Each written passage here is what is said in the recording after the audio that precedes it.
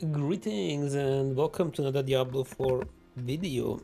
Today I want to show you an update on my Incinerate Sorc and a little bit talk about the build, but you can also find the build in the link in the description below, where you have everything like the aspects that you want to go for, the stats, the affixes, the Paragon board.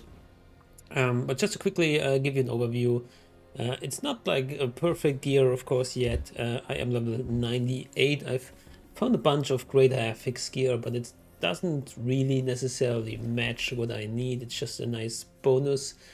And I'm still struggling and determining some of the gear pieces. And do I lean more into lucky hit? Do I lean less into lucky hit? But this is what we got. We got assimilation, so I'm still looking to determine, is this worth it? Is the dodge rolls plus getting fortify worth it? It does seem to be pretty often make me fortified, fully fortified, which means we get 15% reduced damage, which is a lot, right? But I'm using two aspects to achieve that in terms of dodge. Also the dodge of course helps, huh? So let's stay with the dodge topic first. You can see I have a dodge of 19.3. That's not massive, although this one doesn't really add to the stats. These 8% for whatever reason. Here it says 8% plus, here it says 8%. It's kind of weird what's happening here. So we do have like 27.3%, which is decent. This one here is missing a dodge roll on the tempering. I lost all my tempers here. I'm looking for a new helmet that is decent enough that I can then re-roll here. This one also is missing a dodge roll on the affixes, I think. No, sorry, not this one. This one has a dodge chance on the temper, but the pants, they have a low roll on the affixes and it's missing the temper dodge roll. So also the boots can run roll with dodge. So I'm just thinking, if all of these have dodge and then I masterwork them and then I hit the dodge roll, could probably maybe get to 50%, I'm estimating, and then it might be worth it. But that's where we are. I mean, I also have other options, and it's also for you interesting maybe. You can run, and it's often the case with Soulbrand, to get more barriers. You get damage reduction from close. You get the barrier against damage reduction, so this might be better. And I've also run this. I just don't. Okay, I'm lazy. Okay, I personally don't like to always hit potion. You don't really have to, because you also get barrier from using a cooldown. But it kinda, I don't know. It creates that pressure, but it might be better in the long run in terms of damage reduction, especially if this is a 20% roll. So keep that in mind. And then for the helmet, you can do whatever. I tried to do the aspect that when you have a Conjuration up, you get damage reduction. So I ran with a Hydra instead of Frost Nova. Again, it's another button to press to put into your rotation, but it will give you overall more damage reduction. So that's just to that point, and then like I'm trying to do the second temporal to have a lucky hit to stun or immobilize. I think stun is a bit better. I mean, if the enemy is stunned, they cannot hurt you, right? And stun is also 2 seconds duration. So immobilize has a higher chance on the rolls.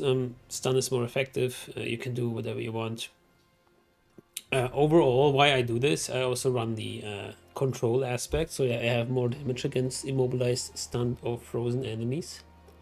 And this is pretty huge, actually. It just doesn't work, of course, with bosses, but if you have a lot of like these lucky hit chance to stun or freeze or whatever, you can stagger the boss really okay. Like, not immediately, but it's not bad at all. Alright, then we have the Accursed Touch. So this is kind of a staple. Maybe I need to rethink it. But this is, of course, to inflict Vampiric Curse, to inflict Vulnerable, because I don't really have another source of inflicting, of attaching Vulnerable to the enemy. This is especially important against bosses. It procs a decent amount, like in a group of monsters, not that often. Also, the souls are kind of neat. Then here we have less damage from crowd control of vulnerable enemies. Again, it displays into not only the Vampiric Curse, but also into having them immobilized or I mean, when they're stunned, they're not doing any damage, I guess, but again, like card control in general. Then we have here lucky hit chances increased when I have a parry. I think this is pretty nice. It's pretty decent. We have to keep in mind our lucky hit base chance is pretty low on Incinerate. It's only 12%. On Flame Shield, it's almost 50, so this kind of neat. Inferno is also pretty low. We cannot use Flame Shield all the time, of course, because of the cooldown. But the 12% of Incinerate, it goes up to with this one, and then we have the Elixir of Advantage. It goes up to like 16%, I think, with this gear. And you notice on the next gear, I don't have the wand. I have it, but I'm not equipping it. I have it here, Flame Scar. The damage was just way lower, and this makes me sad because Flame Scar gives a lot of plus to Incinerate. And by the way, I'm missing that on my gloves still. I haven't found any better, decent gloves. I mean, vulnerable damage is not that important. I need plus to Incinerate. Yeah, I mean, this just doesn't cut it, huh? Together with something like this, even though you can plus fire damage and all this good stuff, it doesn't seem to do the trick, no? And also these ambers that shoot, not really effective. And I tried it in the with the dummies, and it just seems that two-hand staff is way superior. Because look at it, it has so many stats. This, of course, not being perfect, but it's almost. I mean, it needs greater affixes, but without greater affixes alone, it has 168 intelligence, 50% plus damage, 100 damage over time, and then you can stack another 100 fire damage. Even better if you hit the fire damage over time tempering. And Incinerate size is also nice, not mandatory, but pretty nice.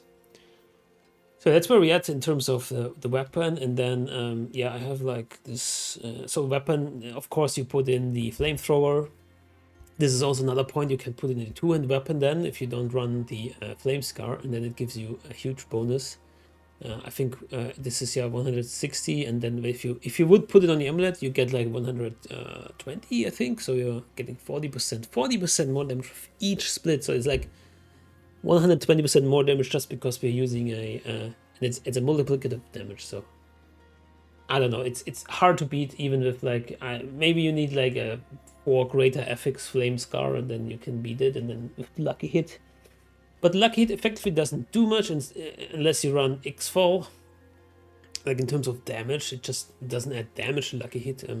Not really. I mean, it adds like, yeah, vulnerable. It adds like immobilize, but this one is then the bread and butter. But this is also, in my testing, it didn't look strong enough. It didn't look like it did more damage than you can see a ring with 1 greater affix on damage. That I have equipped, and this is more damage. It's like 50% damage here, 8 intelligence there, and then another tempering 50% damage. And the inner calm is actually very, very good. Look at my attack power. This ring gives me, I think it gives me like 5,000 and then 10% multiplicative damage. And since I'm standing at 30%, if I move around, you can see it's a bit less, but still. Look at it, the ring. The ring alone gives me 8,000 attack power. I don't think X-Fel is doing the trick. Like, it's just overall, uniques are in a difficult spot. They don't have the highest rolls on anything. You can see here damage over time is 25%. We have a 46.5% flat damage rate affix. Again, maybe in X-Falls that hits greater affixes on damage over time, on I don't know, all stats is also so low. I'd rather have a greater affix on intelligence. But that's where we're at. I jumped a little bit, I think. Oh no. Yeah, here the configuration, I think it's the next best aspect in terms of damage, because we're always channeling and incinerate and then doing more damage. And then here lastly the control aspect already shown, and again I'm going with Inferno cooldown reduction. I really like Inferno. It's a point of discussion. Do we need Inferno? What else would we use other than Inferno? I like it, and there's not really much else in this tempering category. You can like get some, I think, energy, resource cost reduction stuff, but we don't really need it. Sometimes we're in a tight spot, and I guess the higher we go in terms of like boss level, it might be better to get like something like, yeah, on lucky hit, get some resource back or something, you know. We'll see. So intelligence looking pretty good. We have maxed out resistances with all the diamonds in here. We have maxed out armor cap, it's like 9,600 something, I think. Keep in mind, I do have a greater FX armor roll here, and I do have a total armor roll here. This is important, as you can see, otherwise we will not hit armor cap. So you need, I think, 2 affixes somewhere, or the disobedience aspect to hit armor cap. All right. Then we already talked for 10 minutes. My goodness, Diablo 4 is so much to talk about. Let's go over the skill tree again. The build is in the description below. Firebolt and knowledge doesn't matter. Well, we're using Firebolt as the enchantment actually. Incinerate, of course, with 30% less damage here. Fireball with enhance and greater, because we're using Fireball as the other enchantment, and this procs very often. I'm a bit confused on the wording, because it says when you kill an enemy, they explode in a fireball for 60% of its damage. I don't understand what its damage is. Is it the fireball's damage? Probably. Would it be beneficial to put more points in the fireball? Maybe. But this doesn't help us against bosses at all. It's kind of neat against yeah, groups of monsters, because like the little ones explode and then the other ones get like burned. And then this one burns. This is direct damage. Keep in mind, if you're using Incinerate, this will not proc, because Incinerate is not direct damage. But when Fireball procs, like when I kill an enemy, there's a Fireball, this is direct damage, and then this one procs. You can also proc this one, and this is the benefit of Flame Scar with these embers, because the embers are direct damage. And I believe X-Files is also direct damage, so you can also proc it here. Why do we do this? Because then we have 1 source of burning, 2 source of burning, 3 source of burning, and with combustion, whoops, I was trying out something else here. With combustion we get a plus damage per unique source of burning. 2% doesn't seem much, but then it's already 6%, and if you add Inferno it's like, you know, 8%. If you add in Flame Shield, if you use it, it's like 10%, so it's a nice boost. I wish there would be something more, I don't know, more specific, like channeling, or like, yeah, maybe more emphasis on just the burning for Incinerate, because it's really hard to do this stuff, right? You need these 2 enchantment slots to work with each other to apply the burning, because Incinerate doesn't apply the Fireball burning. I don't love it, but that's where we're at. The other ones, I was trying Burst Mastery, because it says close enemies take increased damage from your shock skills, doesn't matter to us, but and deal 20% less damage to you. This is interesting, because then we get a huge damage reduction from close, which we don't really get anywhere else. And then you can also get the legendary aspect, which gives you like up to 9% per enemy, and then three enemies max, so you get like 27% less damage if there are a lot of enemies. So this would be my emergency emergency key passive, which I don't really want to take, because we are losing. It's noticeable. It is noticeable that we lose damage, but yeah, if you need a lot of survivability, you could use this, which, you know, doesn't really excite me. Moving on, we got like Elemental Dominance, you got Flame Shield with Mystical, also debatable if you want or need it. I like the stun actually, and the burn radius. I actually do want to put in more points here. I want a longer duration. I want maybe Temper it to have a longer duration, because it does have a huge lucky hit chance, and it does have a good amount of damage, and also of course immunity. But I don't know how to fit it in, how to give it more points, because I also have Teleport of Shimmering, which is, you know, we could just lose these passives, I guess, and then put it here. Ice Armor with Enhanced and Shimmering. Again, maybe just remove all this and put it all in Flame Shield. But then again, you only get like 0.1 second duration. Is it really worth it? It's only worth it, I think, if you temper all the duration on it, because there's like enhanced duration tempering, and then maybe you can masterwork it and get like a bonus. Alright, lucky hit chance here. We have mana shield, of course. We have protection, because barrier is nice, and we are using a lot of cooldowns. And we got inner flames and crippling flames, which actually procs pretty often. It's like lucky hit 30% chance if I'm healthy. Inferno with Prime. We don't need Supreme, and I hope they change that passive, something more exciting. Because at some point you don't have mana problems, so why would I don't know, why would I need this? It's nice, but we don't really need this. Here I don't really know. I mean, Fury Surge, yeah, we kind of need it because I see like we're running out of mana, and this is like maybe an argument for not putting Inferno cooldown here, cooldown reduction, but something resource cost reduction. And Soulfire is a no-brainer. I put in one in the warmth now. I don't know where I took it. I need more ability points. My goodness, skill points. Because I don't know, sometimes we're losing half. I specifically put it in there when I was using Soulbrand, because Soulbrand, the potions don't heal you anymore; they only give you barrier. And yeah, but I think this is still pretty nice, and I could potentially also, I think, get it from tempering. We need to see. And this one is a bit curious to me, Endless Pyre, because I deal increased burning damage to enemies for each second they remain burning up to 15%. So what does it start with? 3%, I guess. So 1 second, 3% damage, and then like, I mean, they're not burning for 5 seconds other than if you're like killing bosses. So I guess it's good. It's like a bit weird. I don't know. Also, does it stack with other burning effects or not? And then Combustion, and then Paragon. So Paragon, yeah, again, I will share the build description below. I'm just going over the glyphs and the board, legendaries. So we got Territorial, of course, close enemies, enchantment masters. I just like to have better enchantments. Although this is debatable now. Good that I am talking about it, because this is not, I think it's not needed. So I need to rethink if I want enchantment master or something else. Whoops. But in terms of something else, there isn't much that really benefits our build, you will see. So we have Torch here, and then here we have Searing Heat. Doesn't really do much for us, only the explosions from Fireball can crit, actually. Incinerate cannot crit. But it was a way to reach, like it was on the way to reach this one. This is kind of huge, 20% fire damage and 10% fire damage over time, and then all these little ones. So yeah, this is also nice, like damage reduction from burning enemies, because they're basically always burning. Then we have Reinforced.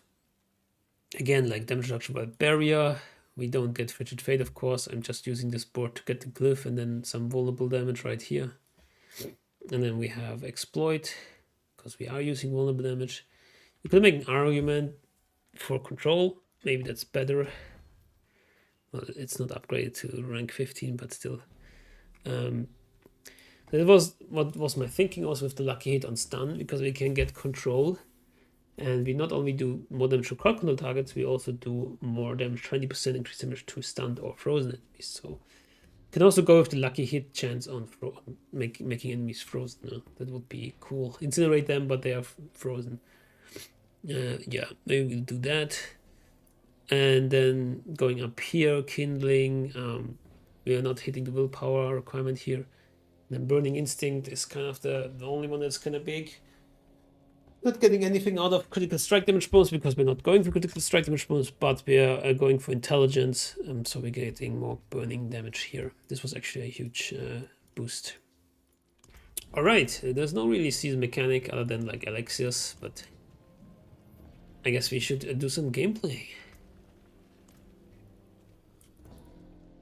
So I did push to 37. It's not super huge, but I don't know why it says Ingolith. Let's go tier 30, because I need the first reagent.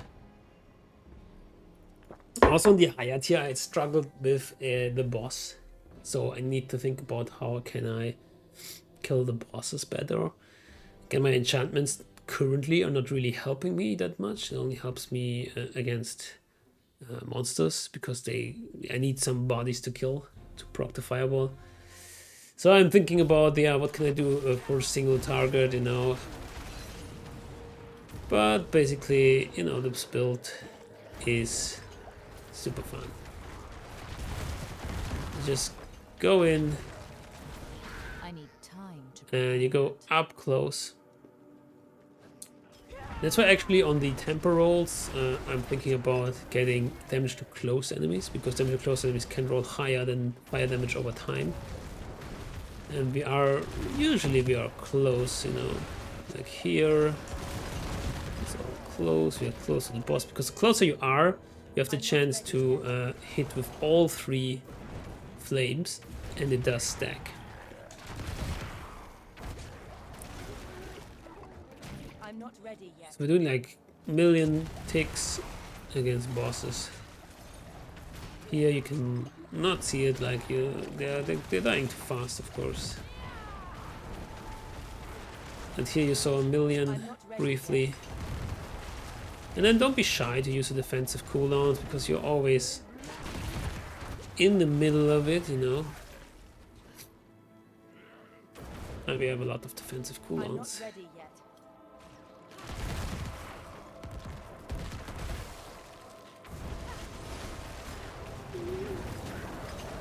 So we're really benefiting. I mean, against these monsters, it's kind of cool, and we're benefiting from like lucky hit chance for stuns and all the good stuff like stunning, immobilizing. Again, I think stunning is better because the monster cannot hit us. You can see we are fortified. It does kind of fall off now and then. That's why we need more dodge. More dodge, give me more dodge. But here we are fortified again. 50% damage reduction. I think that's worth it. If you can reach like 50% dodge, we're not really losing much when we do that. And then that's like kind of 50% damage reduction. Of course, you need a max life pool to sustain any damage that you get.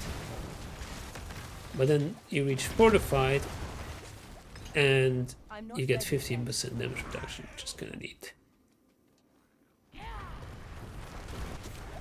I was hoping there's like more options to get dodge, but it's only like tempering, then on pants, and on boots.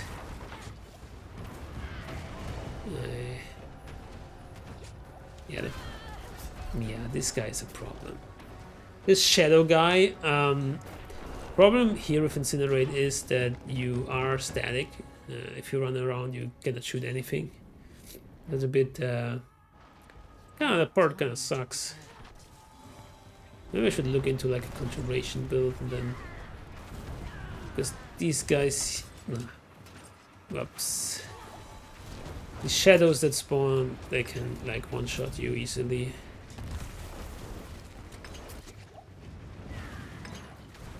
That's that. It's this guy again. He's almost dead. I'm almost dead. Ooh. Yeah, so there's still some tinkering to be done. Again, I'm not sure if like the dodge is worth it, the dodge to fortify, because you can make the argument, oh, I can equip a soul brand, I can equip some helmet that maybe gives me a barrier or something, and then overall you might fare better. And yeah, now that I think about it, maybe that is better.